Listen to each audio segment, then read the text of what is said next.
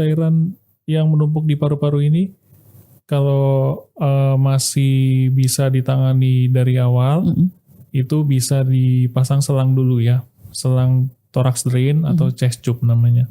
Dalam perkembangan perawatannya nanti cairannya masih numpuk ataupun kok malah nggak keluar dari selang itu ya, baru langkah berikutnya adalah dengan operasi. Operasinya bisa dengan operasi yang tradisional yang buka lebar, bedah toraks, ataupun menggunakan minimal invasif.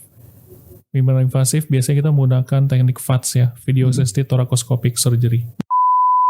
Operasi besar itu otomatis kita harus mengekspos paru-parunya dengan cara menyingkirkan organ-organ sekitarnya, jantungnya, esofagusnya, kerongkongannya istilahnya. Nah kalau dengan VATS ini kita bisa dengan nyaman gitu ya, dengan bantuan kamera itu kita tanpa nyenggol-nyenggol yang lainnya yang jantung. Okay.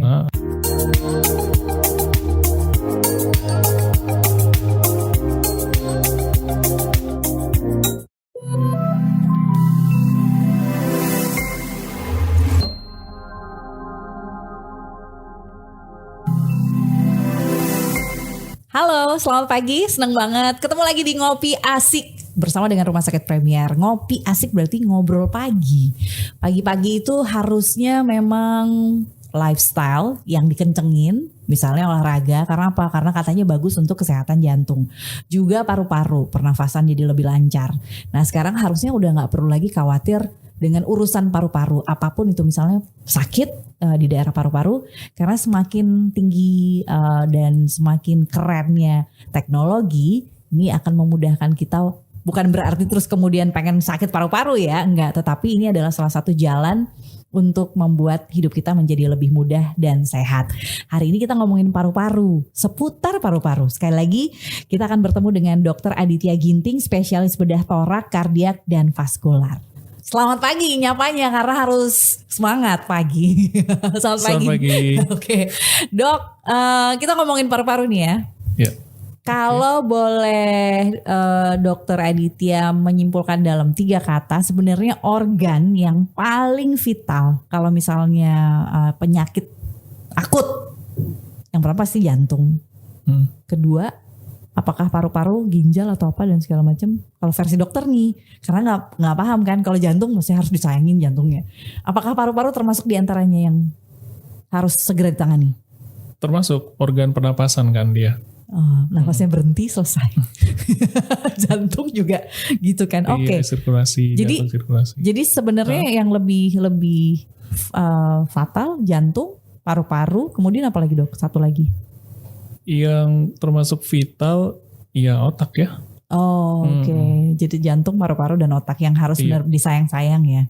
Ini bagian keduanya setelah kita tahu jantung perlu banget itu bersama dengan sahabatnya paru-paru. Betul. Dok, sekarang ini penyakit macam-macam. Entah karena gaya hidupnya, entah karena memang genetik secara nggak sengaja terpapar. Karena sekarang tuh kayaknya ada beberapa gejala-gejala yang saya nggak paham sekarang. Kalau dulu-dulu mungkin kan bisa dilihat gampang ya dok. Nah kalau paru-paru dalam perkembangannya, adakah penyakit-penyakit yang dalam tanda petik sekarang tinggi, naik? Selain misalnya paru-paru yang saya tahu tuh sih sederhana, paru-paru basah. Kalau yang dokter Adit tangani seperti apa? Oke, ya paru-paru ini organ vital yang memegang sistem organ pernapasan ya. Dan kalau yang relate dengan sekarang ini yang bersifat pandemi berhubungan dengan COVID-19, banyak sekali ya yang berhubungan dengan sistem pernapasan ini. Dan untungnya kebetulan di bidang saya, di bidang paru-paru ini, yang paling banyak memang di era COVID ini ada penumpukan cairan di rongga paru, rongga pleura. Karena COVID? Itu salah satu indikasi. Efek. Iya, efek dari COVID yang berkepanjangan, sehingga paru-parunya mengsekresikan banyak cairan ke dalam rongga pleura. Itu karena kenapa dok? Karena nggak bisa dikeluarkan? Atau karena memang ya kayak kita lagi flu kan, tiba-tiba ada cairan gitu? Atau karena kenapa? Iya, jadi memang virus ini jahat ya, dia merangsang ya. Jadi bukan virusnya sendiri yang mengeluarkan cairan, tapi dia merangsang jaringan-jaringan paru yang normalnya mungkin cuma 100 sampai 300 cc, paru mengeluarkan cairan di dalam rongga pleura, tapi dia merangsang paru-paru ini ditambah lagi dengan reaksi tubuh kita terhadap infeksi, jadi menambah kerja paru-paru sehingga paru-paru ini menumpukan cairan, dia mengeluarkan banyak cairan sehingga tertumpuk di rongga pleura. Dan ini kalau nggak keluar akibatnya apa? Dan kalau memang nggak keluar, yang pertama pasti pasien orang-orang ini merasa sesak ya. Oh, sesak nafas. Iya, sesak nafas. Kalau sesak nafas berarti agak susah nafas. Ini ada hubungannya dengan yang zaman dulu ventilator gitu nggak sih dok? Nggak? Iya, ada. Betul. Oke. Kalau sesak nafas ya mungkin dicari penyebabnya dulu. Kalau misalkan karena rongga pleuranya tertumpuk cairannya dikeluarkan. Tapi setelah cairan dikeluarkan masih sesak juga, ya satu-satunya dengan bantuan alat napas ventilator. Oke, jadi ada hubungan ke situ. Nah, dok, kalau paru-paru cairan yang dikeluarkan ini pakai sistem yang terbaru, pastinya dari Rumah Sakit Premier, pakai apa ya dok? Oke, cairan yang menumpuk di paru-paru ini kalau masih bisa ditangani dari awal, itu bisa dipasang selang dulu ya, selang thorax drain atau chest tube namanya. Kemudian kalau dalam perkembangan perawatannya nanti cairannya masih numpuk ataupun kok malah nggak keluar dari selang itu ya, baru langkah berikutnya adalah dengan operasi. Operasinya bisa dengan operasi yang tradisional yang buka lebar, bedah toraks, ataupun menggunakan minimal invasif. Minimal invasif biasanya kita menggunakan teknik VATS ya, video assisted thoracoscopic surgery. Itu yang sekarang lagi banyak karena nggak terlalu sakit juga daripada yang terdahulu ya dok ya. Betul. Oke. Nah, paru-paru cairan. Kemudian apa lagi dok? Kalau urusannya sama paru-paru, jurusannya paru-paru. Paru-paru ini sebenarnya pada saat dia memberi sinyal sakit itu gara-gara apa sih? Apakah lifestyle hidup, merokok yang sering banget kan? Karena itu juga pasti ada iklan layanan masyarakat yang memberitahu jangan ngerokok nanti banyak ini. Terus hubungannya selalu pasti dihubungin sama paru-paru. Apakah itu betul dok? Oke, iya. Lifestyle sangat berpengaruh. Yang pertama ya pasti merokok ya. Kita sudah banyak tahu lah itu sudah produsen rokok pun sudah bilang di itunya kalau ya ada iklan layanannya. Ada iklan layanannya. Dan yang kedua itu memang infeksi dari dalam sendiri, infeksi bakteri maupun virus. Dan selain itu juga bisa karena trauma itu maksudnya meruda paksa ya. Mungkin karena dibacok kan sekarang lagi zaman tuh yang dibacok atau tabrakan atau terbentur benda dan nggak tahu bagian dalam. Dan bagian dalam betul. Nah dok, paru-paru kalau misalnya terkena bagian dalam kayak tadi dokter bilang, penanganannya apakah sama dengan melakukan sekali lagi surgery itu atau gimana cara nolongin untuk pasien-pasien yang dokter sebutkan tadi? Oke. Iya, jadi yang perdarahan dalam ini pertama-tama kita pasti melakukan evaluasi melalui pemasangan selang atau thorax drains ya. Kemudian kalau darahnya masih produksi terus, darahnya masih keluar dari selang, kita cari tahu tuh sumber perdarahannya dari mana. Nah, cara mencari tahunya kalau zaman sekarang ya kita bisa menggunakan teknik VATS itu dibanding buka selebar kira-kira 10 cm kan sayang nanti lukanya lebar, komplikasi ke depannya juga makin banyak. Jadi kita lebih milih yang sayatan kecil dan bisa menyelesaikan masalah atau mencari sumber perdarahan di dalam dadanya. Itu bisa dilakukan. Balik lagi dok, paru-paru. Kan tadi kita sudah ngomongin lifestyle. Olahraga mengambil peranan juga nggak supaya paru-paru ini sehat? Oke, olahraga tentu ya betul. Jadi semakin sering olahraga, paru-paru kan semakin kembang kempis aktif ya. Justru itu yang dapat menjaga kestabilan imunitas dari paru-paru. Kalau jantung itu kan ada, kemarin tuh sempat ngobrol, kalau jantung tuh ada penyekatan, ada penyumbatan. Apakah itu juga terjadi dengan paru-paru? Misalnya ada penyumbatan atau apa, gara-gara mungkin pola makan atau darah atau apa. Kalau di paru-paru gimana dok? Iya, kalau paru-paru yang berhubungan dengan yang relate sama rokok ya, yang paling banyak memang ada kerak atau apa gitu istilah-istilahnya. Kalau di jantung gitu, kalau di paru-paru apakah sama? Di paru-paru ya beda ya, beda-beda. Jadi paru-paru cuman ada neoplasma. Apa itu dok? Neoplasma itu maksudnya tumor atau cancer ya. Oh, langsung ya? Iya. Kalau yang kayak COVID itu yang apa segala macam, yang nutupin, yang apa segala macam gitu-gitu, kalau itu hubungannya apa dok? Sama paru-paru juga kan? Itu hubungannya sama paru-paru, cuman penyebabnya infeksi. Oh, karena ada virus yang masuk. Virus yang masuk. Neoplasma penyebabnya ya karena pola hidup, gaya hidup merokok itu. Nah, balik lagi sih the magic fast.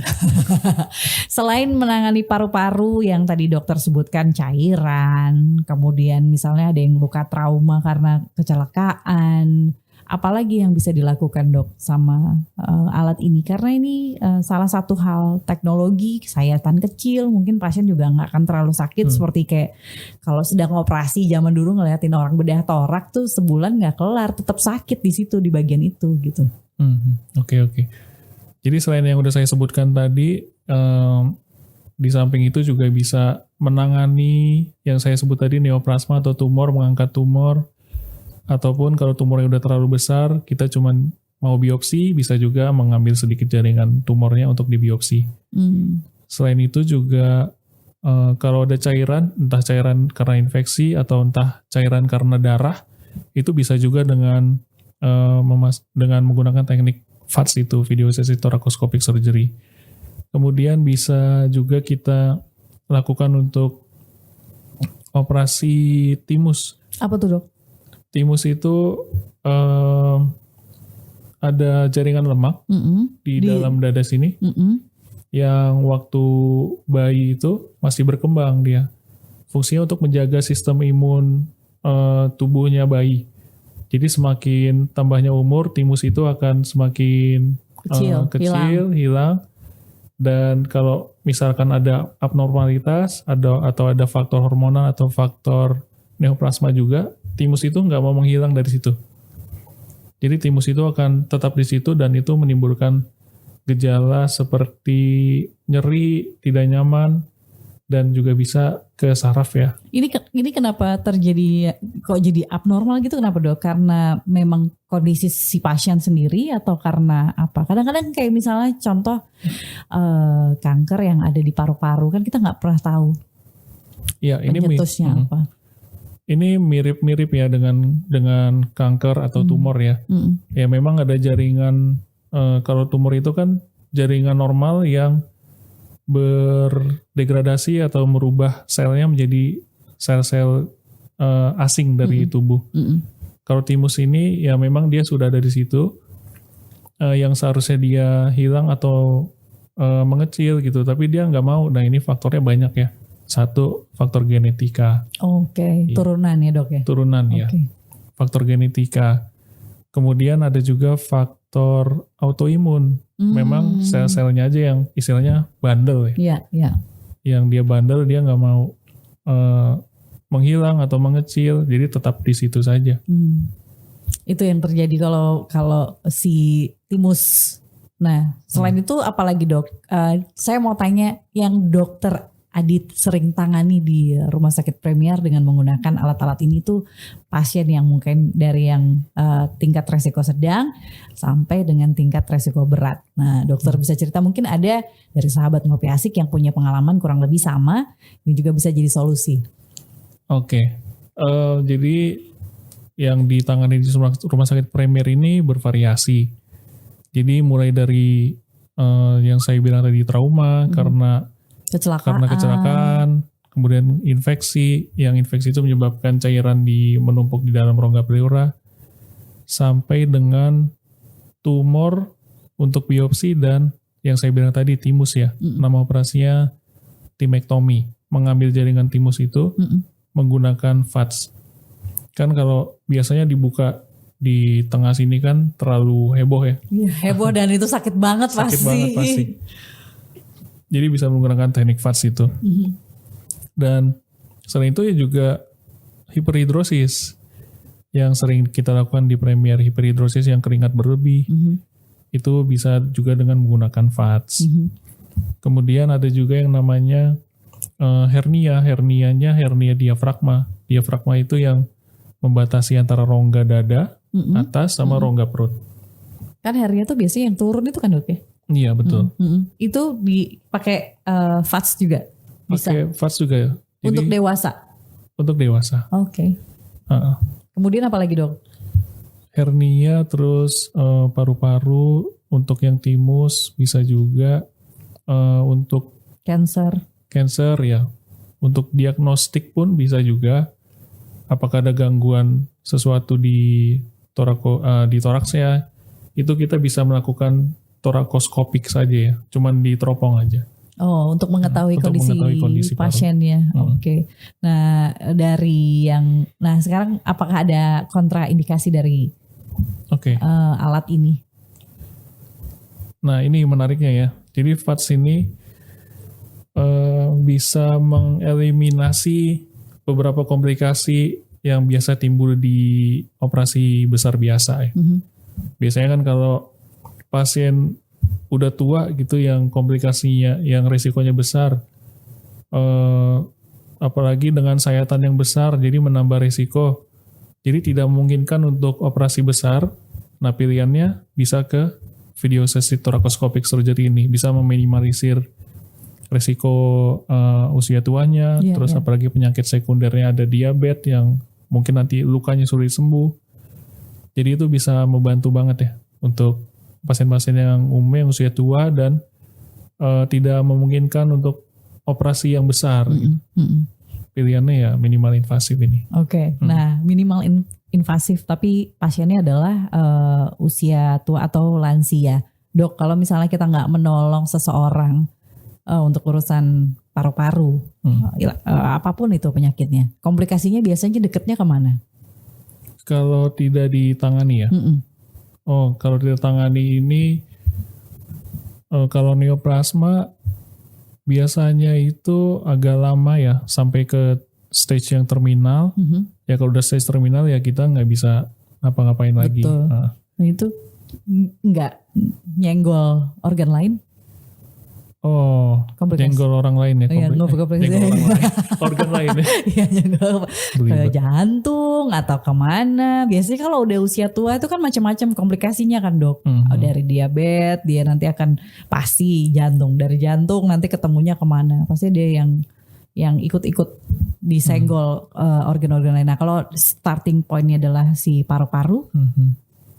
Oke. Justru ya itulah yang menjadi kelebihan VATS juga ya. Kalau operasi besar itu otomatis kita harus mengekspos paru-parunya dengan cara menyingkirkan organ-organ sekitarnya, jantungnya, esofagusnya, kerongkongannya istilahnya. Nah kalau dengan VATS ini kita bisa dengan nyaman gitu ya, dengan bantuan kamera itu kita tanpa nyenggol-nyenggol yang lainnya yang jantung. Karena dia sangat kecil ya. Sangat kecil betul. Pengerjaannya juga computerized kan, bisa dilihat langsung. Yang bisa mungkin lebih teliti. Kalau yang zaman dulu kan banyak proseduralnya.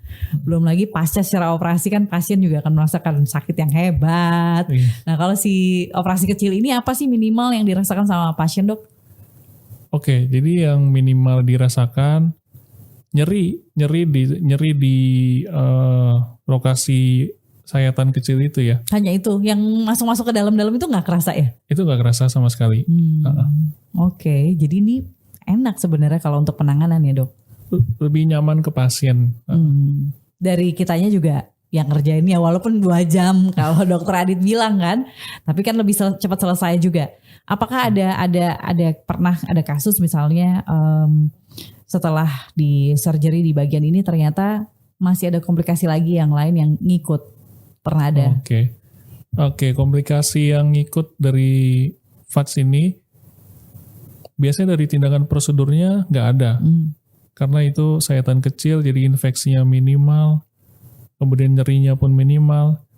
Nah biasanya ini komplikasi yang timbul dari tindakan anestesi. Oh oke. Ya, bius dan teman-temannya. Bius ya betul bius. Kan kalau ini kan bius umum jadi masuk selang ke rongga saluran napasnya. Ya biasanya komplikasi dari situ.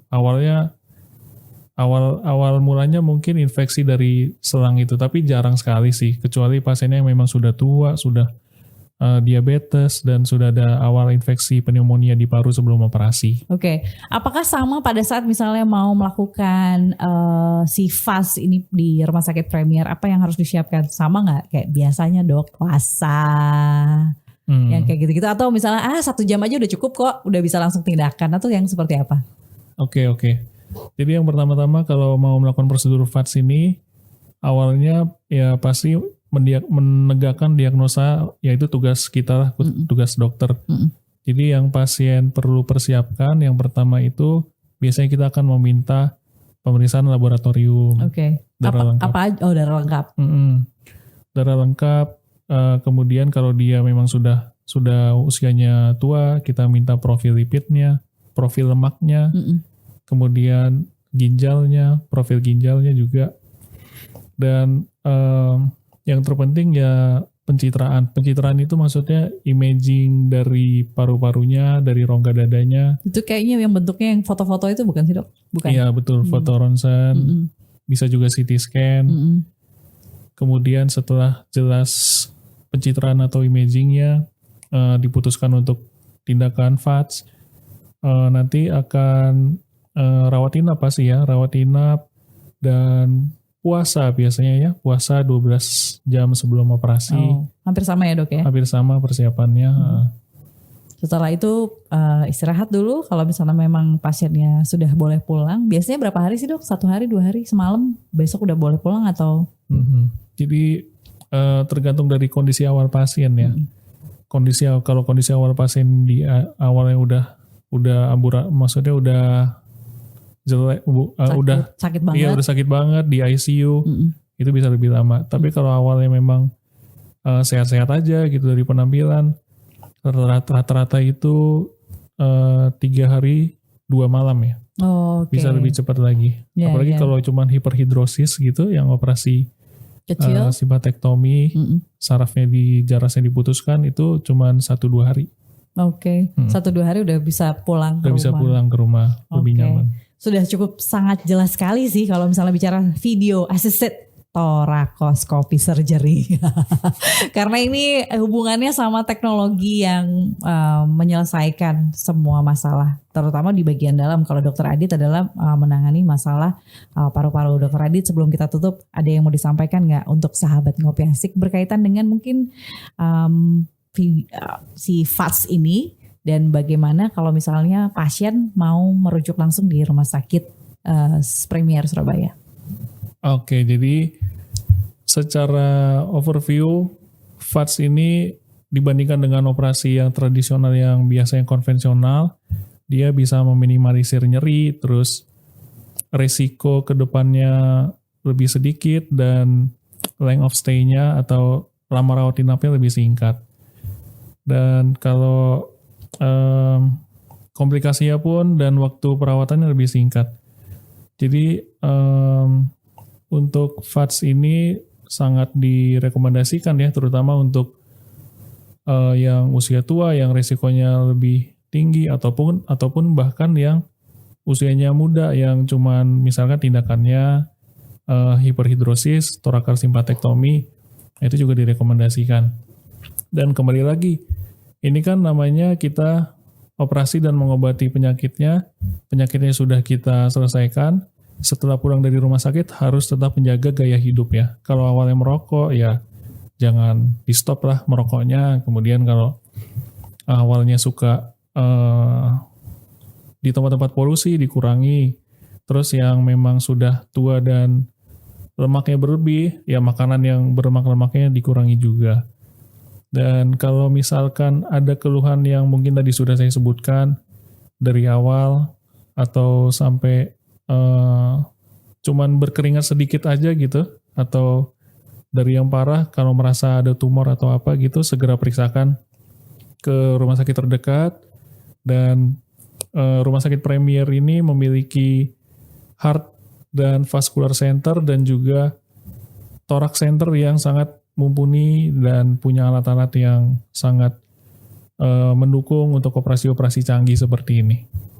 Baik, Dokter Aditya, terima kasih. Ketika teknologi itu hand in hand sama dunia kesehatan, pastinya pasien akan merasakan dampaknya. Hal ini sudah diceritakan oleh Dokter Aditya bahwa sudah lagi jarang sekali dilakukan operasi konvensional di Rumah Sakit Premier, malah lebih banyak membuat pasien less pain ya.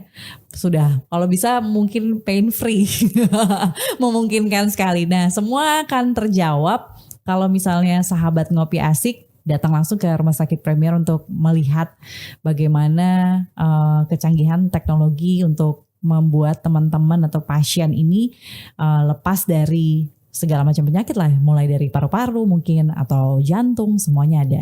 Terima kasih sudah bergabung dengan Ngopi Asik di Rumah Sakit Premier. Terima kasih Dokter Adit udah memberikan banyak sekali informasi tentang VATS.